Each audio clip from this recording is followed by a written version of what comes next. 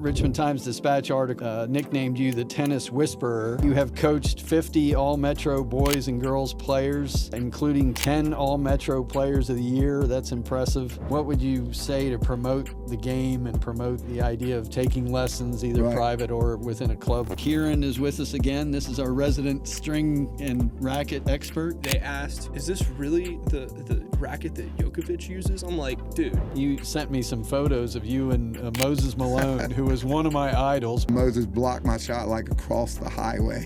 I'm like, this is embarrassing.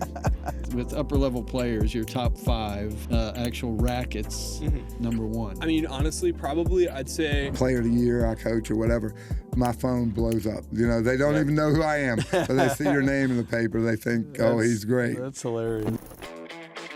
Welcome to the Blue Collar Tennis RVA podcast, dedicated to amateur tennis players and RVA who are looking to improve their game, find community, and nerd out on all things tennis. Produced and recorded by Richmond Podcast Studio. Welcome back to Blue Collar Tennis RVA here at Richmond Podcast Studio. We have a very special guest today, Pat Anderson. Thank you for coming in. Thank you for having me. I want to do a very short introduction here, but it's still going to take some time. So Pat is a local coach within the Richmond community, and the tentacles of your coaching, I'm sure, reach a lot farther than that. But I read a Richmond Times-Dispatch article where they nicknamed you the tennis whisperer, which is actually very cool. But you are the former president of the Second Serve Foundation. That organization's was in process of trying to build some indoor facilities in and around Richmond. I think that's still ongoing. You have coached 50 All-Metro boys and girls players, including 10 All-Metro players of the year. That's impressive.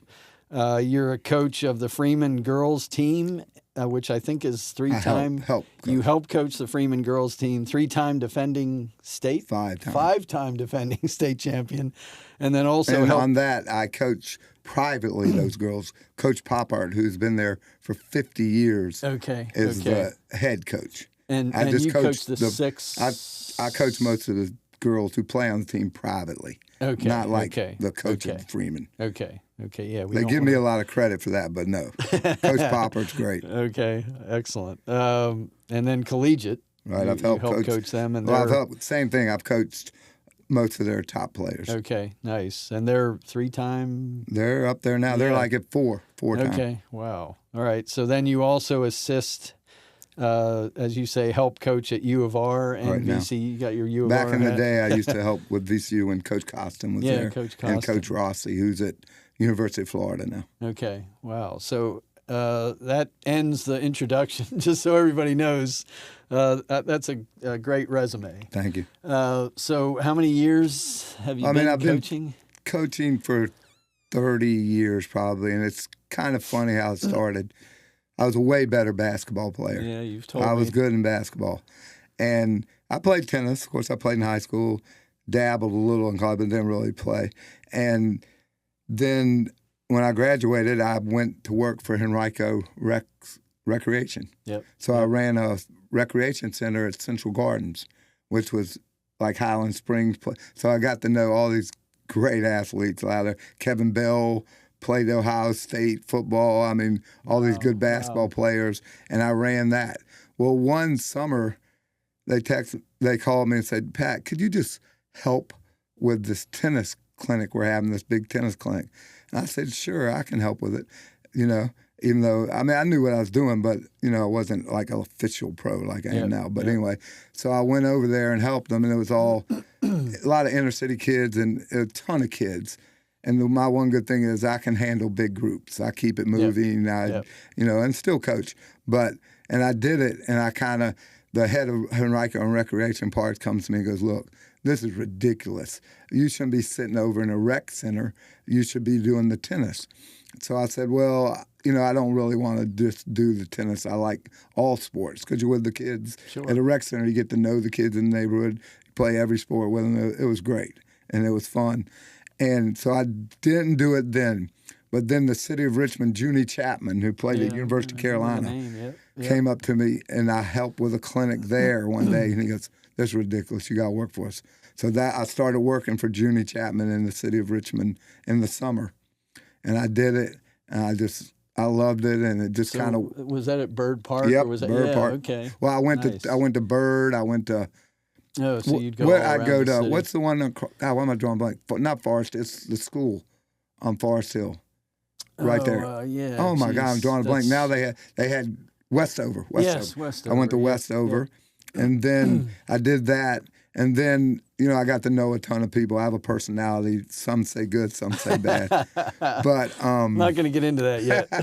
but then I worked at Westwood. Yes. I was a pro there with some young guys, and it boomed. I was with this guy Trip Bazin, who was a great pro, and Sean Steinhauer, who's won a ton of tournaments, and we were just a good combination, and we blew it up. So then Willow Oaks, I went to Willow Oaks and worked, and with Lynn Bybee, who was the head, I did that for a few years, and then this lady from Willow Oaks said, Pat, there's this place, Ridgetop. I'm like, what is Ridgetop? And she said, will you just help me for the summer? We need a little program, and they had nothing going on. And so I said, okay, the lady's very nice, so I couldn't say no. So I said, yes, I'll help you do it. And I went to Ridgetop one summer, and then I was there for 18 years. Yeah, 18 It was years. crazy. And we built up the biggest junior program in the city. Our adult teams were always awesome, which you played on some of them. Yeah. I mean, we won state championships for the adults. Yeah. And 2 years I was at Ridgetop. I was the Mid-Atlantic Pro of the Year. So it ended up being a great place. Yeah, for the folks that don't know, Ridgetop is kind of tucked away back off Patterson Avenue, right there at Ridgetop Road, right? Right. And they have a pool, and it's back in the woods, and it's kind of, I still have to this day when we play over there, there's people like, where is Ridgetop? But having said that, yeah, I had my wife and I, Joanne, had great experiences over there. Great place, Yeah, great it's very people. Cool. And they just redid the lights and everything, so they've improved their facility.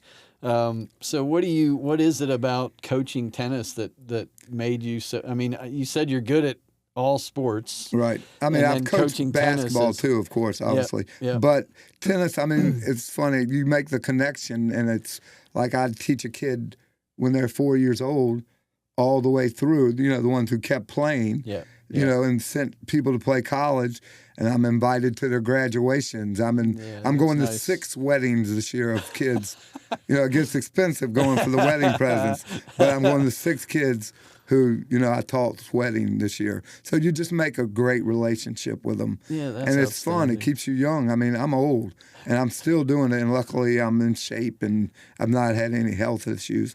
But the relationships is what makes it going. It's fun. Like I still teach 4-year-olds, and every year it's funny. I coach St. Bridget's school and middle school, and Henry Burling, who's big time over there, is always for a big Catholic family, always joke me that's the only way I'm going to get to heaven. But he has 6 kids, and he told me, if you get through my kids, then you can retire. Well, I had the last one today. He has a kid, 30-some, and a kid just finished 8th grade. And she was on the team this year, and she finished. And I said, good, I can finally get out. But then you get close to another class, like a 5th grade. Else. So now the 5th graders are like, you can't quit till we get out. That's great. So, and I don't know if I'll ever quit, but it works out, and it's a very great group of people at St. Bridget's. Well, and I noticed in that RTD article they said the sport for a lifetime. Right. Excuse me. So as you said, you can keep coaching until you're. Right. You don't have to be running around on the court necessarily. So now I'm catching. Like when I hit with the top, the top 2 girls were just in the paper the other day and mentioned me as their coach, and. With that day, I have to get a U of R player. I can still hit with them a little bit, but I'm not good enough to hit with them for a long time. Yeah. So I get a U of R player or someone like that to hit with them. And that makes it where you can continue to coach. The problem with that is, you have to be out there. Yeah. Oh, yeah. So, but it makes it where you can coach for a long time. And you basically drive the plan as far as how that clinic or how that lesson goes and all that. Exactly. So is just an aside, is Pontus still at? Pontus is still at St. Chris. Yeah. He's been there for a long time, done a great job. They're 6-time maybe state champions. Oh, they're having a little tougher year this year. Yeah. They lost the whole class last year, but they're 6-time, and Pontus is still coaching St. Catherine's and St. Chris. and doing, he does a great job. That's great. I mean, he's sent a lot of kids. Because of where we live, I used to go over there and use that court just to warm up and stuff like that. Now they locked it up with, I think shortly after COVID, they locked it up so the public access is not as easy anymore. Right. But yeah, I used to go over there and I'd see Ponus on occasion doing the He's coaching. been there a long time. He's younger than I am, but he's been there a long time. Yeah, no question. Done a great job. You guys. Great job. So you, as another kind of take a turn away from tennis, you sent me some photos of you and Moses Malone, who was one of my idols based on that Philadelphia 76ers team with Dr. J back in the day. And so you had a relationship with him based on basketball, obviously going back. But my best friend was, two of my best friends were best friends with him. So that's how I got to know him. But what a cool experience. I mean, I remember going to when he was on the Wizards. Yep. We go up to the game and we literally followed the team bus under the building. And then we went up and I've been to Texas to his place. But our friend in Hopewell, Kevin Beguer, and Ed Golson, who was All-State for Hopewell, was like Moses' rival. They were like both first-team All-State. And they went at it and they became friends. It's kind of cool. They were rivals. And then they became friends. And Kevin Beguer and Golson kind of took care of Moses' mom when Moses moved away, and she stayed in Petersburg. Okay. So they would be not that they had to take care of her, but they checked on her, and they stayed. They lived the dream. I mean, I've done some stuff with Moses, and of course I know him, but those guys went to all-star games with him. They went I went to a couple of Sixers games, stuff like that, but they really lived the dream. And Moses was like, everyone had this perception he wasn't smart and all that because he didn't like to talk, but he's actually one of the smartest guys you ever met. The funny story, his agent was Lee Fentress, who's big-time pro-serve tennis now, out of D.C. And Moses, when he got traded to the Sixers, from the Rockets, he'd been two-time player of the year in the NBA. And they sat in the office all day, and they came back with a contract. And they showed it to Moses, and Moses said like 3 words to him. He said, "It's a very good contract, but I have one problem with a couple words. And the main word I have a problem with is deferred." None of this is deferred. And it was funny, Lee Fentress said how Moses would get like the Wall Street Journal. He knew what was going on, put it this way. And when he died, he never blew his money, never got in trouble. He had, his kids got a lot of money. So he never blew his money. But I remember I actually played against him at Lee Park in Petersburg in Summer League. And I can't remember. I was younger. I was a couple years younger than Moses. And I'll never forget, I was on a team with Mark West, who played pro basketball too. And we were playing against Moses, and West threw it to me in the corner. Moses blocked my shot like across the highway. I'm like, this is embarrassing.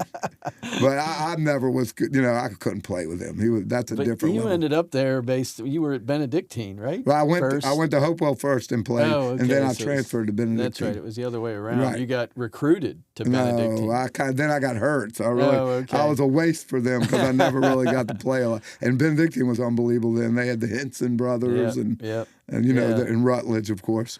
They were good. So I went to Virginia Tech, and one of my fraternity brothers was Richie Sewers. One of the best point guards. Yes, one of the best point guards I've ever had the experience of. He was just. Where did you play high school? So, this up in Pennsylvania, I played 1 year. And here's a story for you. I played freshman year. At the time, I was 5'7", 140 pounds, soaking wet.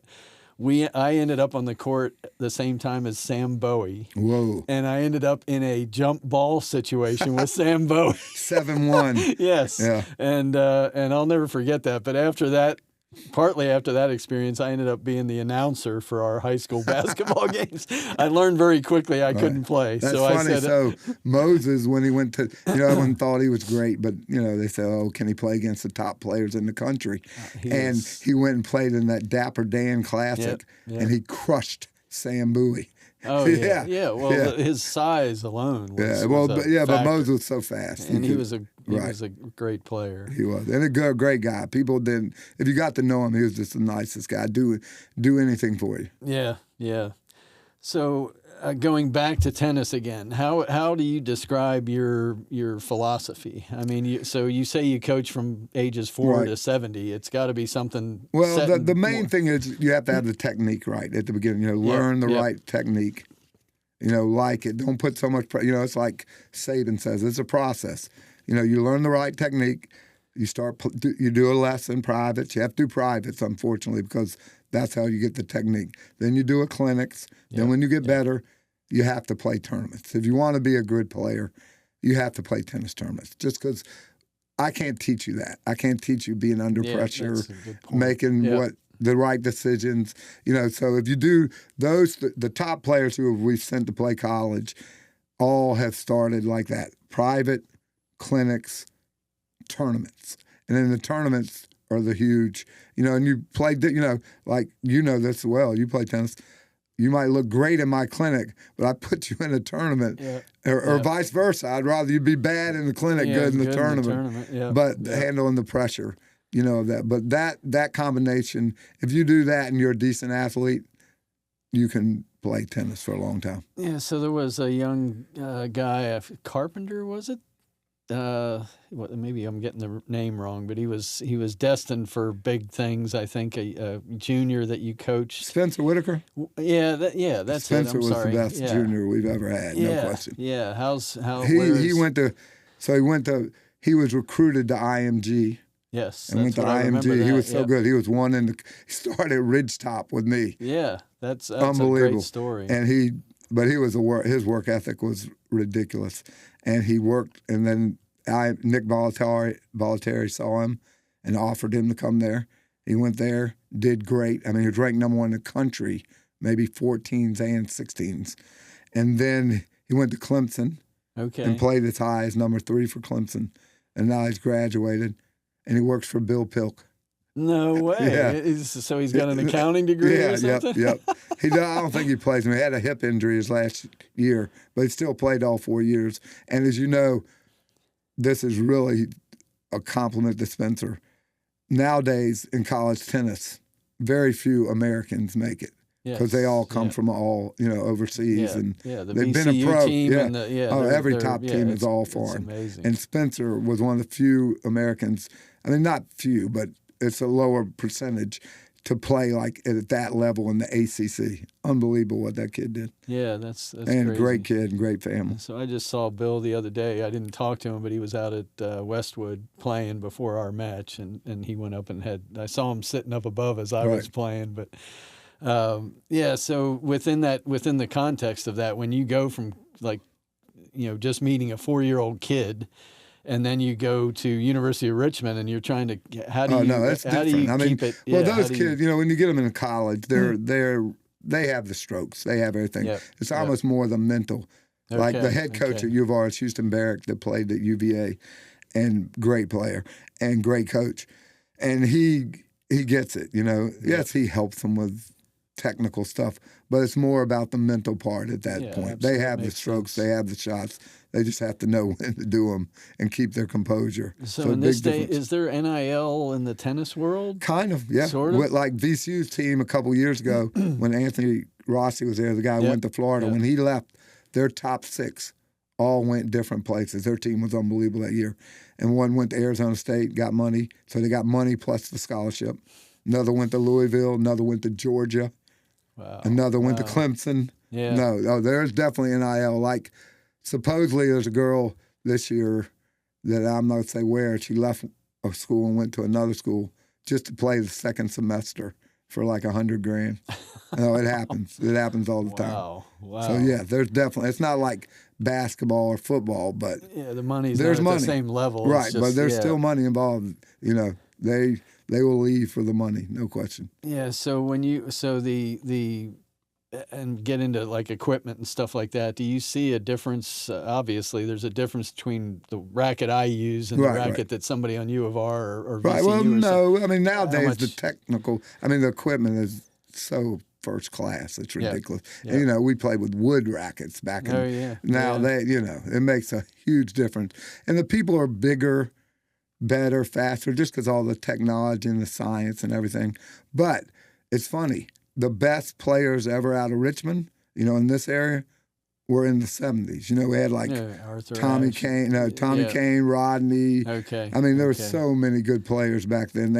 We probably had 25 people playing D1 college tennis out of that group and, Mark Vines, there's a million of them. Yep. I mean, there's so many, I can't even name them all. And we're not at that level at juniors. We've never been at that level again. No, really? What do you attribute weird. that? I don't know. What do you That group. attribute that to? Well, the RTA did a great job with that group. If you get all the good players together, Yep. that's huge. And they were just, we probably had 20 kids nationally ranked high back then. That's crazy. In Yeah, I didn't the know late that. 76 to 80, something like, or to 84. And now it is harder. Don't get me wrong. It's way harder to make it now because there's just so many more and the level is a little higher. But that level then was unbelievable. And that's kind of, to change the subject a little bit, that's what the RTA is trying to do now. So they do a great job. They have an elite program that we invite the top 32 ranked players to come once a month to train with different pros like me and Brian at Fleischman from Raintree and other Damien Cincilio. So you do that at certain clubs? Yeah, in different around clubs Richmond? every month. Okay. And that's huge. And they do a good job. They have a Rising Stars program that's more for the inner city to get kids, all summer acclimated to tennis. And then their goal is try to move them up to the elite program. But it's hard because, the suburban kids, have the money to pay for lessons, have the money to pay for there's nothing cheap about tennis. It's very expensive. You're right. But the RTA does a great job of trying to help kids. And they've sent a couple kids to play college, which is unbelievable. Like Maria Zorkin and J.P. LaForge kind of spearheaded this. And they've done an unbelievable job. We're doing they're doing the Mercedes tournament out of AC. Mixed I played doubles last right now. night, and playing tonight. But JP and Maria were out there. And of course, night. Nina was Maria's daughter who played at Tech for 4 years. Oh, was wow. I didn't know unbelievable player. Nice. She's another one like Spencer that American made it to the top levels of college. So tennis. did JP Lee? He retired, And now, it's another guy. Irv Cantor's the president now. That's right. But JP still does a lot. Yeah. And he started a lot of new stuff. He and Maria did an unbelievable job. I'm sure Irv will too. But they, started a lot of different programs that they do, like the Friday nights or tennis under the lights. Yeah, that's a cool juniors at Bird Park. The tournament, the city tournament, which has been going on since I think he told me 47. It's the biggest tournament in the Mid-Atlantic. They have over 250 kids in it. They have to use different sites. It's so big. Wasn't that the Rusty Dean? Back in the day. In the day. He always texts me every time he sees my name in the paper or some girl, and he's, do you teach her? I'm like, Rusty, I don't teach everybody. Yeah, that wouldn't be possible. No. I had a conversation with Mike Dezane. You remember? Yeah, you know him? Yeah, so I was trying to get him on here, but I need to try to get JP on. So you definitely said JP I need Maria. to use your I can influence get you to try to bunch of people that would be perfect on this thing. Yeah, I appreciate that. Given your connection with tennis, what would you say to promote the game and promote the idea of taking lessons, either private or within a club atmosphere? How would you describe? Well, it's funny. Everyone thought tennis was dying, but it's not. They had some percentage. The other day, I read some article. It's booming, actually. Yes. Everyone thought pickle was going to take over tennis. No way. And it's not happening. Pickle's doing fine, but it's not going to ever take over. I think they're watering it down now. Padel. Padel is some a other great game sport out there now. Yeah, the people who run the Padel, I'm good friends with, and that is an unbelievable sport. So fun. But the tennis part is booming, and I think just the thing about it is you can play, you can be competitive. You can have fun. You can use it to get a college scholarship. You get older, it's still competitive. When you play, you want to win. Yeah. When I have a text from the lady, I teach a lot of adults too. I get a text from the ladies the other day, they lost their match. I'm going back to golf. The other one said, I'm going back to soccer. But there's not a lot of sports that you can play and still be competitive and have a chance to go to a national tournament. Oh, sure. That makes it so cool. Any level. You can be a beginner. You do well enough, you go to a national tournament. It's kind of crazy. Yeah, the young lady I played with last night actually played in a singles tournament, USTA, over the previous weekend, and she won 4 singles matches, and the team won their title. Right. That doesn't progress to nationals or anything, but yeah, she was like, it was the greatest weekend of my life. Right, as you far with as all your competitive friends and athletics. competitive. I know. Yeah. You just, others like basketball. I still play. But, I can't play in a competitive league. Yeah. And it makes it so different. That's what makes tennis, golf, those kind of sports so much better. Yeah. And you meet, it's funny, anybody who moves here, if they play tennis, then they make a ton of friends. Yes. You move into a city, if you take a clinic, you get to be friends with them, then they ask you to be on a team, then you play in a league. Yes. And you make, it just goes full circle. It's kind of that's a great advertisement, because that's part of the reason we put this together, is to try to introduce people to folks like you in the Richmond tennis community. And then whether you go to a club, a formal club like ACAC or Westwood or whatever, that's one level, but you can always join like USTA, I forget what they call that. Flex League. Yeah, Flex League. And you can go play singles against Anywhere. people that and there's you don't courts need to be everywhere. Yes. I mean, and that's what shows it's still booming. I mean, you go to you better get there or you're not going to get a court. Yeah. But there's plenty of courts, and it is expensive if you want to take lessons and do a lot. But if you just want to play, you just need racket, tennis shoes, and a court. Yeah. And balls, tennis balls and court. And we were just talking to Kieran, and he's kind of our resident stringer and racket guy at ACAC, and talking about Yonex, that they've breached the $300 price point on the racket. $305 now, crazy. And then we were talking about Wilson, and then the new Yonex. So that the Yonex will be over $300, but the Wilson is probably in that $280 to something. It's like Babylon's $280. Yeah. But you can, as you said, you can go to Dick's Sporting Goods and you can get an $80 racket, or even probably less at some point. This is funny though. Yeah. The sports editor for Richmond Times is a friend of mine, and he and his wife want to take lessons.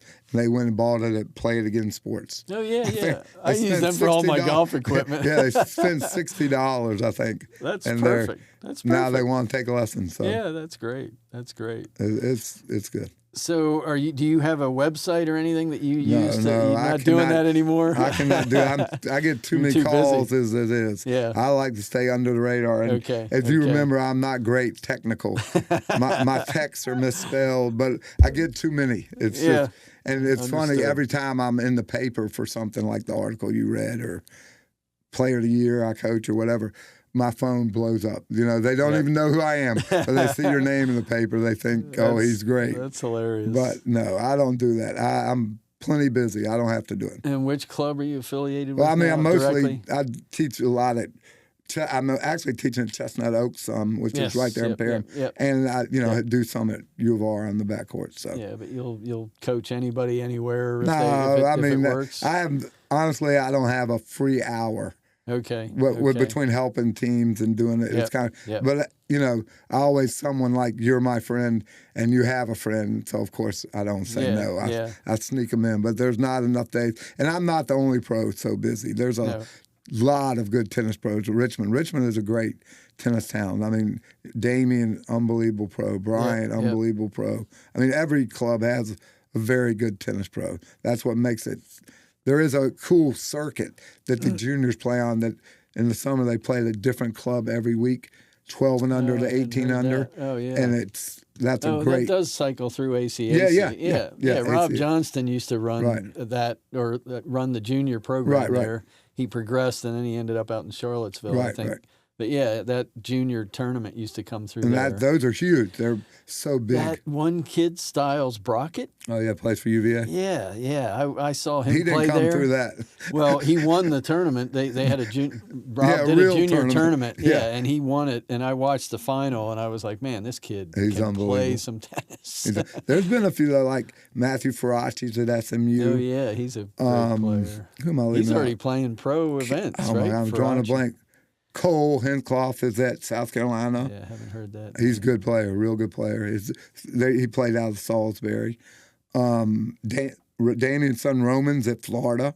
Oh, wow. I mean, and then we have a ton of kids like D3, playing D3, like Paige Suter that played for Freeman, signed with Sewanee. Susanna Whitehead signed with WNL. Nice. Rita Taylor signed with Mary Wash. So there's kids doing well, very well. that's I'm leaving great. off some names, obviously, but it's funny. It starts like we said, and then most of them play for their JV team, like collegiate or middle school, Tuckahoe Middle, which Martha's been there for 100 years, and their record might be the best record of anybody in the country. I mean, they win. They win. But then that's who goes to Freeman.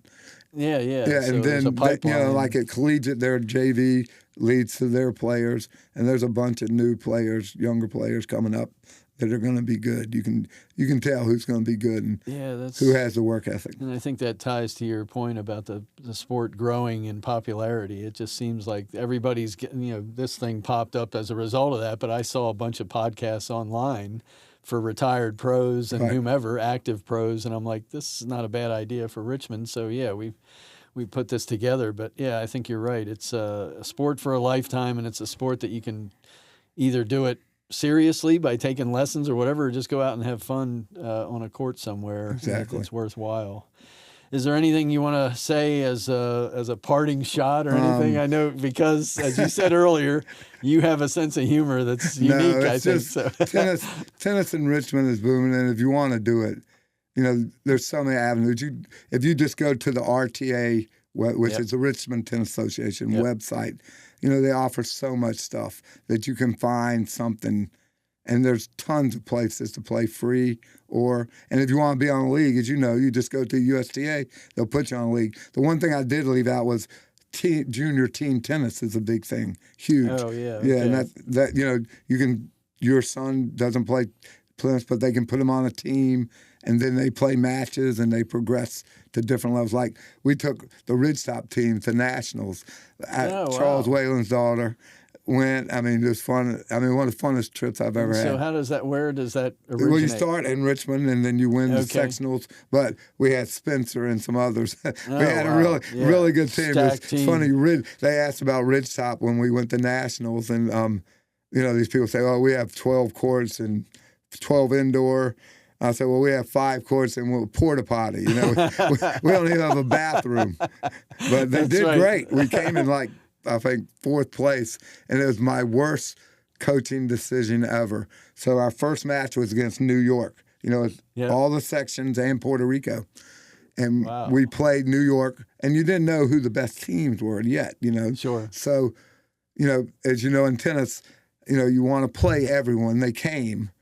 But if I would have doubled up my number 1 player, who was Trent Singleton, that played at Ham Sydney, we lost by 1 point. But if I doubled him up in singles and mixed, we'd have won by 8 points. Wow. And I didn't double him up, and that pushed us back to another bracket. New York won the championship. Oh wow! Yeah. Wow. But and when was that? That How was recent? probably that was a while ago? long. 2010, probably something like that. It was cool, though. We went a couple years. It was cool. So they still do that, and it just so the kids, the players sign up on a universal site, and then they get drawn together. They make if you make your own teams, but I see. If you can't get on a team, you can just go. So Ridgetop had its own team. Oh yeah, we handpicked our team. Okay. We had the one year we went. And we had to default because we couldn't go to nationals because every kid on that team played college tennis. Oh, man. But they all had to go play JTT is kind of the fun thing, but it's cool. Yeah. Nationals is cool.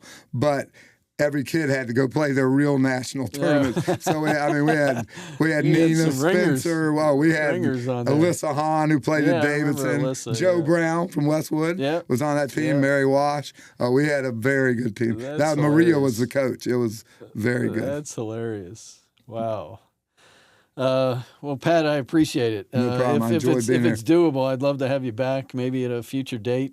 And we can talk more of tennis and talk more about coaching and stuff like that. And then I am gonna use you to try to get some contacts. I can get you some good. I can get you a couple college coaches. Yeah, and you definitely need Maria and JP on here. Yeah, I mean they're so connected. Yeah, I'll see them again tonight. I need to. Right, that's funny. He sent me the things to say about the RTA. Oh, he did. Really? I didn't realize you were playing. So is the tournament all? What level is it? So they do this year. They started a 6-0 level. So 6-0, 7-0, 8-0.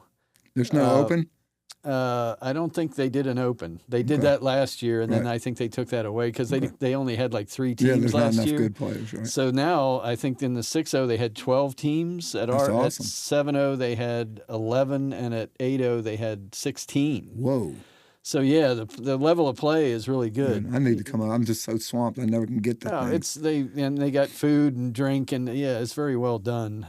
So just to give you an idea, and I mentioned this earlier, and I will never forget this. My partner and I lost our first set 0-6. We won the second set 6-0. That happens Got a up lot. 7-2 in the tiebreaker and lost 10-8. There's a word. was- There's a word for that. Yeah. Choke.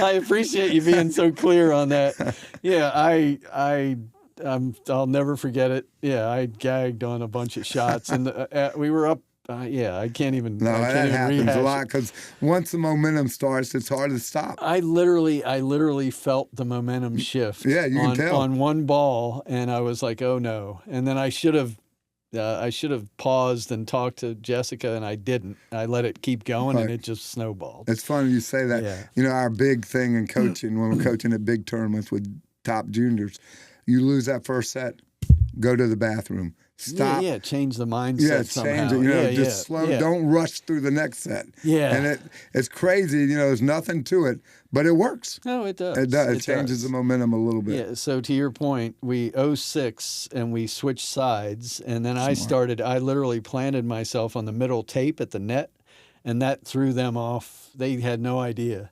And then when we got up 7-2, I relaxed and I went back to playing the normal, and they came back and they outscored us 8-1 and beat us, and I was like, why did I do that? No, you should have Just stayed. a mental, I It's just all stayed. that. I didn't stay aggressive, and I'll never forgive myself. You'll get some wins. Don't worry. Yeah, I hope so. All right, well, thank you again. I appreciate it. And All right, thank you for having me. This typically takes probably by the end of the month. You'll be able to see this on Okay. on YouTube, and we'll have you back. All right, no Thanks problem. again, I Pat. enjoyed it. Appreciate it, All sir. right, thanks, Tom. Thanks again. No problem. Hi, welcome back to Blue Collar Tennis RVA here at Richmond Podcast Studio. We thank them for hosting us as usual. And today we've got a previous guest back, so we're going to rehash some stuff that we talked about previously, but mostly talk about rackets. So Kieran is with us again. This is our resident string and racket expert. Yes. I think the first time we talked, which was a few months ago, we got into the strings pretty much, maybe not in so much detail, but I'd like to focus on rackets at this point. Okay. So in your opinion, and I know at ACAC you have a lot of members and people are using different rackets. Mm-hmm. Every person has a different preference. Mm-hmm. As far as a beginner, somebody at a 2.5, say even 3.0 level, what would be your recommendation? I know you mentioned previously also you don't go buy Target. yes don't do that. some off the rack literally rackets. So what would be your recommendations in that regard? I would say there's a couple routes you can go, and one of them would be off the rack, but not really. So it would be probably, if you're just trying to go to Dick's or something, probably get there's Head has the TI line, like the TI, I think they're at S6 right now. It's like $80, or there's Wilson Hyper Hammer, and that's like if you're base beginner, because it's a decent racket.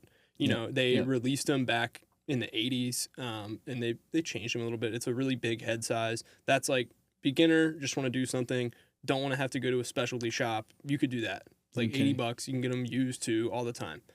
But if can I interrupt you for a second? So so the manufacturers build these things, and they build them partly for beginners, or they build some set or some model for beginners, and then they build the blades and so on for professionals who are using the product at a much higher level, right? So when you go to Dick's, you're getting that what typically is going to be a starter racket for most part. For the most part, you're going to be getting something that is junk. But if you get pretty much the most expensive racket at Dick's, which, I mean, it's pre-strung, those are okay. The Hyper Hammer, the TIS, whatever, heads, those are okay rackets to start out with. But, if you're trying to actually really get into it, I would say the best option is probably Wilson Clash. No, you don't like Wilson. We talked about maybe you giving them another shot, but that racket, I mean, I think I might have talked about it last time. It's sort of all around okay. Like, it's not really good at anything, but it's not bad at anything either. And it's not heavy or stiff to the point that it's going to give you arm problems. It's just solid beginner racket. There's a new one that just came out from Head, the Head Squared. That one, they're kind of aiming for the same sort of thing. I don't really know if they've succeeded on that or not, because it just came out like a month ago. I haven't really heard too much feedback on it. But that could be another option. So yeah, that's probably best for beginner, and then just get some kind of like Wilson Sensation or Head Velocity string in there. Okay. Yeah. So your number one would be Wilson Clash. Yeah, just the normal Clash, not the 108 and not the light. Just try that one and see how it goes, and if it's too heavy for you, go to the light. Exactly. Yeah. Okay. And then Head, would you say, so you rank them, let's say top 3, Wilson, number 1. Yeah, then I always recommend the Clash. Yep. And it's also just easy to get. They've been making it for several years. There's a few different generations. They're all good. And I would say that's a decent one.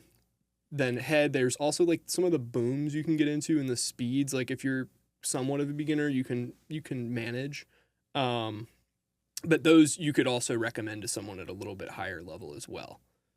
Okay. The Head rackets can be a little bit more universal as far as a starter to a beginner to a little more advanced. That's how all of them are, because I know there's some people that are 3-5 that are playing with Wilson Clash and they just like it. Yeah. So, but yeah, if they started out with it, they get comfortable, then they can tweak the strings and the tension and stuff like that and figure out how to make it fit their game better. Yeah, add some lead or whatever. Yeah, weights. So Technofiber and Babolat and folks like that, you don't really, Yonex, you don't really say, hey, that's a beginner. Well, the thing is, Yonex, their rackets are like $305. So if you're a beginner and you're not really trying it out, I would not want to drop $305 on a fancy looking tennis racket that I might not be using in a year. I was asking somebody the other day about drivers for golf. These days they're up to $500 and $600. So the market is, I think, keeping up. and the tennis people, that's not lost on them that they say, hey, we can get more money for these things if we just put the price point out. Well, if you want a budget driver, you can get the Yonex E-Zone driver. You know, they make those. I've seen that. Yeah, it's something. I have seen that. So their golf game stuff is not at the same level as their tennis at all. Not quite. But yeah, for Babolat, I mean, you could always go with like a Pure Drive, like the Team. That one can be decent to start out with. But really, I think Wilson Clash is the best. Okay. Yeah. Okay. All right, then, like progressing, let's say, you've been a mentor of mine with the Yonex racket, and I'm actually going to look to expand the number of rackets that I have by one more. Okay. So I'll have 2, but you think that's a little bit more for 3.5 to 4.0 level or above, just because it's different weighted and so on? Well, yeah. So you use a Yonex, a Percept. So there used to be a line. It was called the V-Core Pro. And the one that you were looking at, that's just the normal V-Core. So the only real difference between the V-Core Pro and the V-Core was the Pro weighed more. Okay. Like so significantly more. Head heavy. Then Yonex got rid of the V-Core Pro line and they turned it into the Percept, which is what you have now. Okay. So those rackets, they are heavier. That's not even the heaviest one. There's the 100D. That one I think is like 310 grams or something. It's really heavy. But yeah, I would definitely not suggest that for a beginner at all. I mean, the weight is just too much. You're not used to it.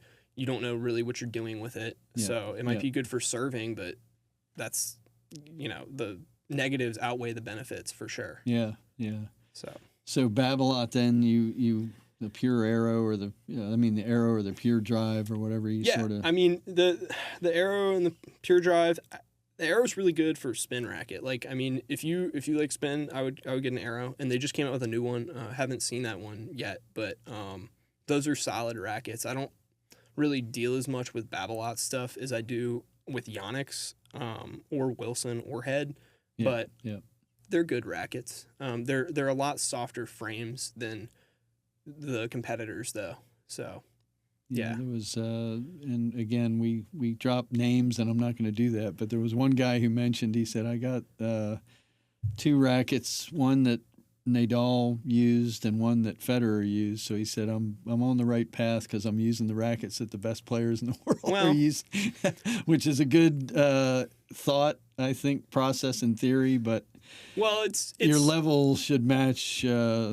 level of play. There was someone a few years ago, and we had some rackets on clearance, and there was a head speed, the oversized 110 head size, and they asked, is this really the racket that Djokovic uses? I'm like, dude, no, it's not. He just uses one with the same paint on it.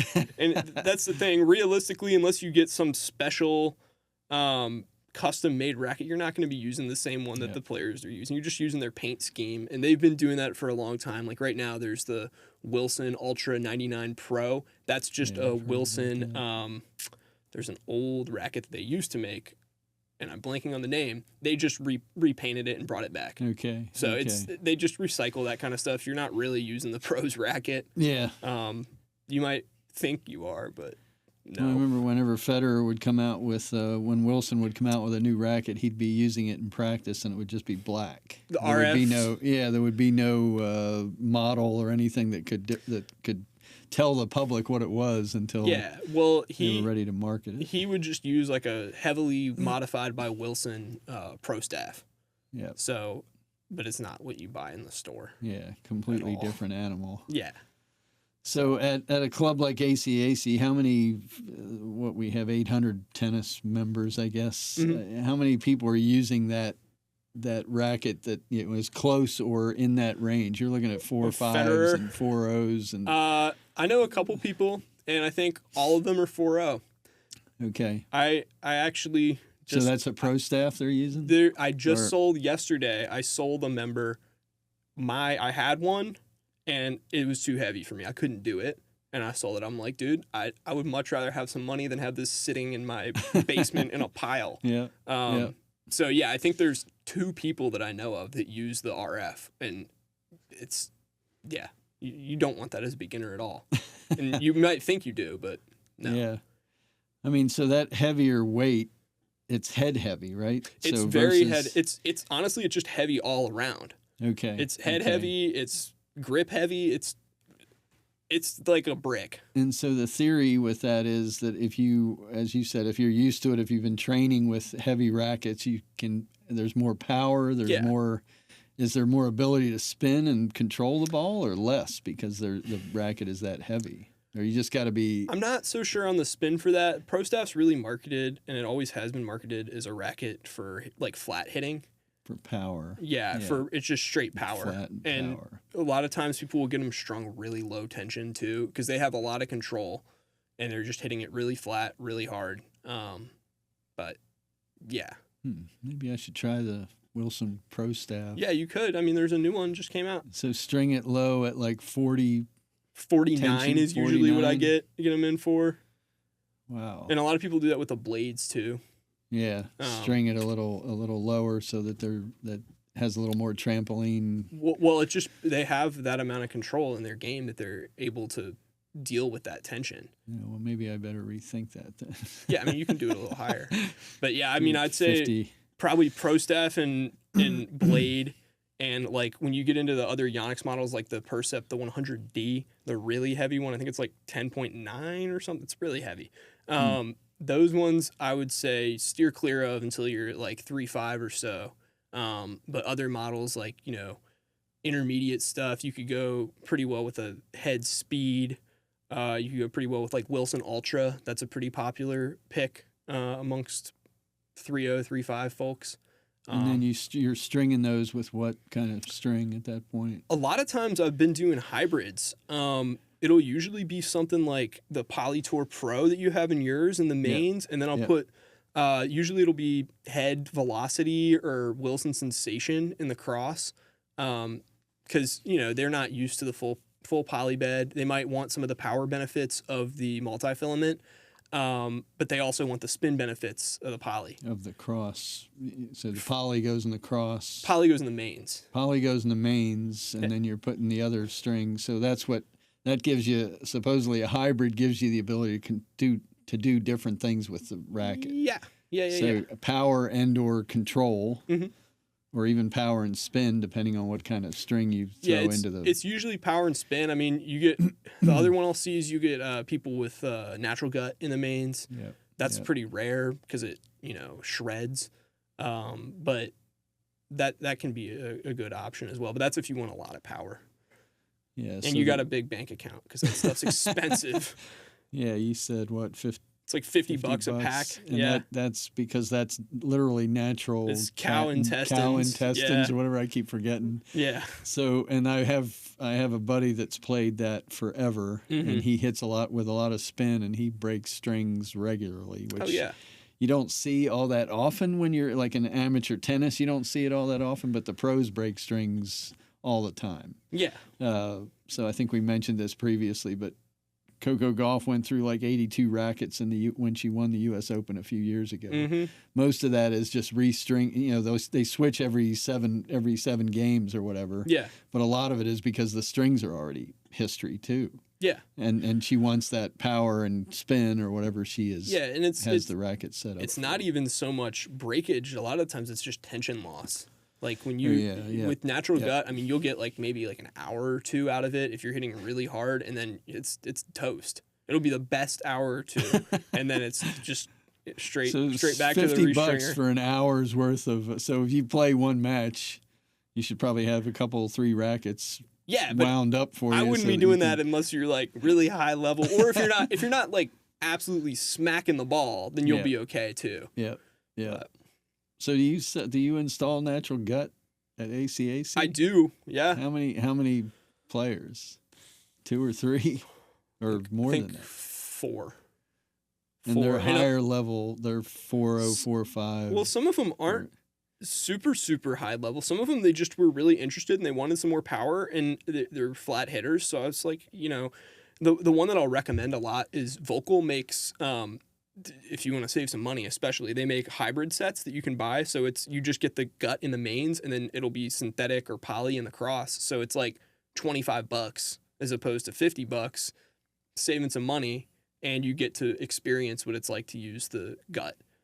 And people tend to really like that for power. So is your friend that was demoing all the rackets, is he using gut in his? He's not. He was trying to buy a reel of gut, which you really can't easily buy because it'll go bad, and it costs like $1,000 also. So that's a natural product. It has an expiration date. Yeah, it does. Yeah.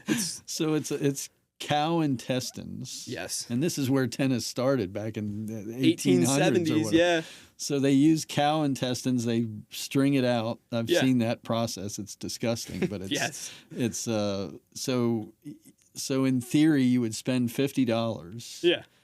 And would it be 50 if you strung the whole bed with gut? Yeah, about. Okay. And then so if you do a hybrid, you maybe $25 worth of gut in there. Yeah. And then so you could do 2 rackets and get 2 hours, depending on how hard you're hitting it. You could get a few matches out of that probably. Yeah. Well, no, he's not using gut. Well, I'm just saying, I'm thinking out loud here as far as I think I've convinced him to stick with the NXT. It's not easy to do. Because I don't mind doing gut, but I'm like, dude, like. I mean, convincing him is not easy to do. Yeah, you're gonna go into debt over tennis strings, man. So I just stick with the NXT because that's already pretty pricey string in its own, but. Well, you saw the shoes he's got now. So. Oh God! He doesn't worry about cost. I don't know. That's. Whew. So I'll have to consider that. So Wilson Pro Staff with a hybrid string setup. Yeah, those. I mean, they haven't been super popular, but like just generally. Oh, I was saying Ultra with the hybrid. I'm sorry, Wilson. Okay, Wilson. Ultra with the hybrid. Yeah, that can be a good one. Okay. We have a demo of it, but I don't think the demo is hybrid. I think it's Luxilon in there. So yeah, you got to demo some because you're just hating on Wilson from like one bad experience. Did you say? Yeah, pretty much. Well, I had a Wilson racket. I had it strung. I played one summer with it, and I kept shifting back and forth just because I couldn't get any consistency. It's probably more user error than anything. Well, yeah. And at the time, that would make sense. So I'm not completely negative toward it. It just that lingers as you know that you play with it, you have issues. You're like, okay, it's not me, it's the racket. Think about how cool it's like it a would relationship, be. right? We have to talk. It would be so cool though if you had your own sponsored racket with your name on it. I got my Wilson shoes on today. Exactly. So no, I will take your advice. I'll try but the new the Yonex. They are pretty good. So I love the Yonex racket. I love the way you have it strung out. Yeah, it works well. Although last night was a difficult experience as well, so we'll see. Mercedes. Yeah. Did you not do too hot? We had a crazy match. Oh, I think you told me about this. Yeah. 0-6-6-0. Go to the tiebreaker, get up 7-2, and lose 10-8 in the tiebreaker. So that's going to live with me forever. That is a score line that I will never forget. So that's still frustrating. Anyway, hopefully we don't see that same team in the consolation round if they don't win the whole thing. For sure. All right. So with that, so let's say with upper level players, your top 5 actual rackets. We're going to start with what? Number 1. I mean, honestly, probably I'd say. Or let's start with 5. Start with 5? Yeah, start with number 5. It's hard to rank them. I mean, I'd probably. And this is from an ACAC perspective because you deal with the Wilson and the Yonex and the Head and Babolat. Yeah. I mean, I deal with some other stuff too, but I don't really sell it. I'd probably say number 1 overall, I'd probably say is Wilson the Blade, just because it's like, it's solid. Okay. Right? Okay. Blade, E-Zone, V-Core / Percept, that's kind of similar. Okay. Yeah. And then Pro Staff. I'm trying to think of what Head really has to offer. The new Radical, I think it's a 2025 model, it really has not been popular at all. They were a couple of years ago. I think honestly it might just be because it's ugly. But I'd probably say those, but it really depends what you're going after, right? Like if you want spin, then Pure Arrow.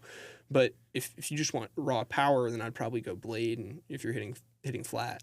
Yeah. So it is kind of hard to gauge those, but that's generally what I would say. You know, don't get a hyper hammer if you're a 4.5. Yeah, you should probably know that if you're a 4.5. Yeah, I'm sure you maybe started with that when you were a kid. Yeah, exactly. Yeah, now you don't want to be using the same racket. All right, so you're a Wilson. You're sold on Wilson. I like Wilson quality. Wilson and Yonex are some Wilson quality is a little iffy on some models that I've had come in, but the Yonex and Wilson stuff's been pretty nice overall. Head stuff usually pretty good. Okay. Babolat, I had a bad experience with a Pure Drive, but I think that might have just been a one-off. I think they're all pretty decent for quality control right now. Okay. Yeah. All right. So, do you see anything? You mentioned new rackets. We talked about the Yonex that's coming out soon. Which one? Or maybe it already came out. I forget which. The V-Core just came out. The red one that you were looking at. That's the one that just came out. But you had a whole bunch of those in the shop. Oh, the old ones. Those were the old ones. Those were the old ones. So that's the 2023 or something. model. I'm not 100% sure. Yeah, those are the 7th gen, and now they're the 8th gen. No, so the 8th gen is already out. It's already out. Yeah, came out in March or something, right? I think February. Yeah. Okay. So what are you hearing about that? Great. Yeah? It's great. That's what I've heard. And, I mean, the 7th gen I've heard really great things about, too. But the 8th gen is $305 for the racket. Yep. Then you got to throw gut in there for $25. Yeah. Then you got to throw another string in there as a hybrid. So you're looking at $350 when all is said and done. The good news is when you buy a racket new from ACAC, you don't have to pay for point. string. That's so, right. That's a good point. pay for the stringing though. You pay for the labor, yeah. Yeah, so you get the strings as they throw the strings in. Yeah, Mhm. Joanne, my wife just got a new a Wilson racket. Yeah, Yeah, you strung it. I saw think. Yeah, I think you did. I Yeah, hope you did. I did. Good. Yeah, so yeah, she's happy with that. Good. So see, within our family, we are a Wilson loving group. Yeah, I you have got shoes. I don't have a racket, but my wife does. Maybe soon. Yeah. Although maybe soon if I try them. I think the Yonex is pretty solid. Yeah, so. we. I think I've run the limit on the Babolat, so I'm gonna check out the new Yonex Mm-hmm. and then the Wilson. I'll do that next. Okay. Demo Yeah. those and see if I can't find Yeah. a better racket. Yeah, I mean, I think you would probably like the V-Core a lot, just because it's so similar to the Percept. Yeah. So that could be a good option for you. Okay. Nice. And if you wanted maybe something a little bit crazier, you could get the 100D, get some more weight. Heavy one. Yeah. I mean, that's already pretty heavy, though. It's, what, like, I can't see it from here. It's 10 something. Yeah, it doesn't feel heavy though comparatively. Yeah, you'd have to. Your eyes are better than mine. 10.6. I think the other one's 10.9. So it's The one you're talking the about, 100D. the heavier Yeah. 100D. Yeah. All right, maybe I'll try that. See if I can tolerate it. Yeah. I don't know. I'd probably stick with that one. I think the new V-Core, though, I think it's 10.4 or something. Yeah, so a little So, lighter. yeah, it's even. just a little bit, but All right. Perfect. should be good. Nice. Any other advice relative to rackets and strings that you can think of that's like anything new coming out that you're... Yeah, there is. So there's supposedly, well, the new Wilson Blade comes out today. So that's know good. that? You know. Wow. That's now, one is that thing. a generation? Do they do generational? Yes. Okay. Yeah, so that's the 10th gen. Okay. Yeah, they've been around for a while. Okay. Yeah. That's coming out today. No big deal, whatever. It's only the 10th time. Now, how And much does a Wilson racket I cost? think it's probably 280? 289 or something. I don't think it's quite at the 305 of Yonex, Yeah, but it's yeah. close. I mean, And Yonex, they're taxing. Babolat is at the same level, right? 280 something. Yeah. Typically. Yeah. Yeah, okay. they're taxing for that Japanese quality though. I mean, the other ones are all China. Yeah. So yeah.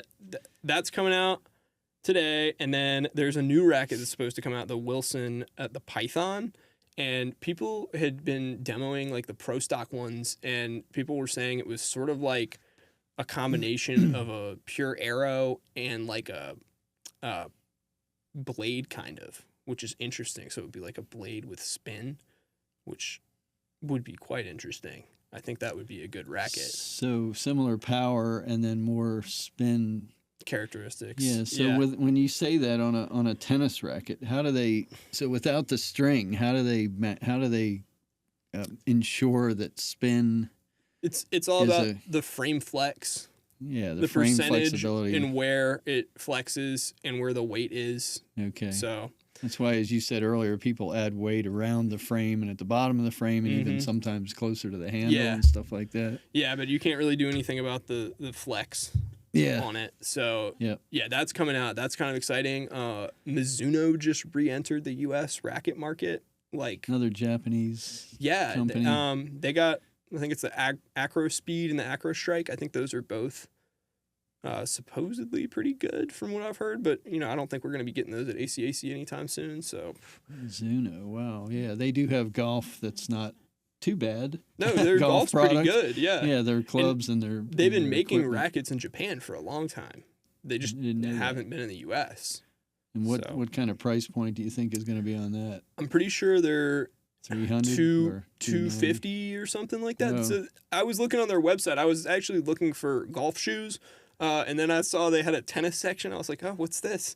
And I discovered them before they came out. I was like, oh, this is sweet. I love Mizuno. Yeah, so, that's amazing. Yeah, I hadn't heard any of that. So that'll be an interesting option to maybe take a look at. Yeah, for sure. Yeah. They're good at making stuff. Yeah. Yeah, that's cool. Yeah, they do. So the industry I'm in, Mizuno Heavy Industries, is very active in the shipbuilding industry and industrial,